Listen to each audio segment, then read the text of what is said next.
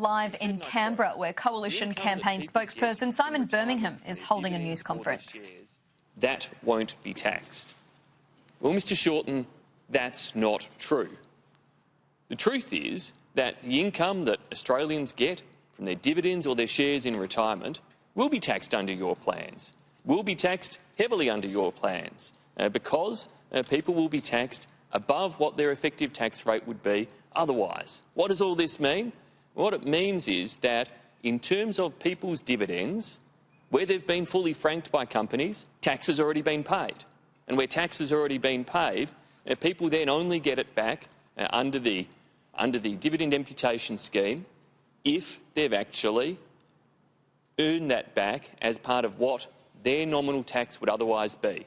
To try to bring it into even simpler terms, this is a case where people shouldn't be paying any more on it unless it were any more than they would relative to any other income they got.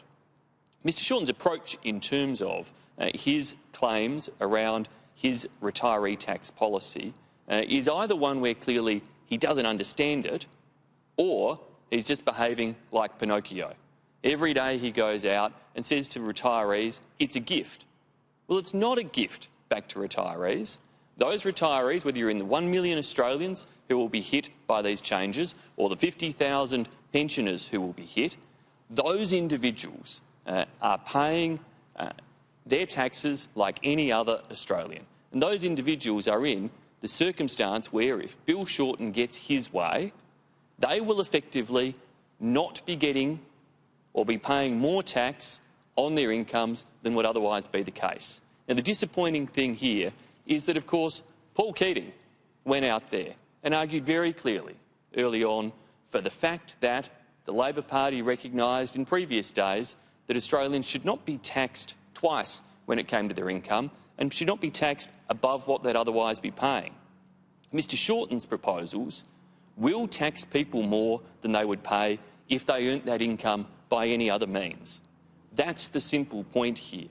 If retirees, if pensioners were receiving that income as part of their retiree savings, as part of their superannuation plans, as part of their self-funded, self-managed superannuation plans, they'd be receiving a lower tax rate than what they will get as a result of what Mr Shorten is proposing to do here. So the question here is, why does Mr Shorten keep fronting up and doing these radio interviews where he claims there'll be no tax impact when there will be a tax impact? Why does he keep fronting up and saying it's a gift when it's not a gift, tax has already been paid, and people are only getting it back if their nominal tax rate is lower than what it would be, if they actually deserve to get it back, because if they'd earned it by some other means, they wouldn't have had that tax paid on those earnings. They're the questions that Mr Shorten keeps dodging. Why is it that he is misleading the 1 million affected Australians, especially those self-funded retirees, those pensioners who will face an impact? On Thursday, Scott Morrison refused to rule out further changes to industrial relations policy if the coalition is re-elected. Can you do that now? Well, the government has no plans in terms of further changes to industrial relations policies. The simple fact at this election is that the Labor Party are the ones suggesting that they're going to change the way in which the independent umpire works. They're the ones who said they're going to override the decisions of the independent umpire. They're the ones who've said they're going to inject some sort of new terminology that they refuse to define in this election campaign. They're the ones who are proposing changes but refusing to outline the details. So the Productivity Commission reviewed workplace relations laws in 2015. The government has never responded to it, and now you've said you've got no plans for further changes. Does that mean you're ruling out, in the next term, any industrial relations changes beyond what's currently in your policy? What it means is exactly what I said. We have no plans for further changes. The Labor Party are the ones who have plans for changes in that space at this election, and their plans that they have refused to detail. Can anybody tell us exactly what it is that Mr Shorten means when he stands up and promises a living wage? It's a glib line that he uses, but he's put absolutely no detail behind it.